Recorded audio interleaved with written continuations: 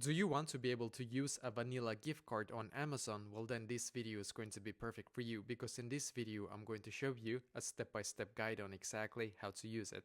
So what you're going to do firstly is to just go into your Amazon app, either on your mobile, or you can also of course do this on your computer as well, just so you know. And in here what we're going to do now is to just find our profile, as you can see. So click on your profile settings. For me, as you can see, there's like a home button in the bottom left corner, but just to the right of it, there is this profile symbol. So just click on it, because now you should be taken to a page very similar to this. Now what you're going to do, as you can see in the top left corner, you can see your name. It just says hello test for me. Then under it, just under, as you can see, it says your orders, and then under that one, it says your account. Now click on your account in here. And then you should be taken to this page, which is perfect. So now what you're going to do on this page is to just scroll down until you can see where it says Amazon Wallet. Click on Manage Payment Options in here.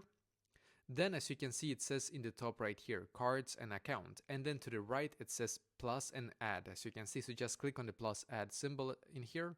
And then you're going to click on Add Debit or Credit Card.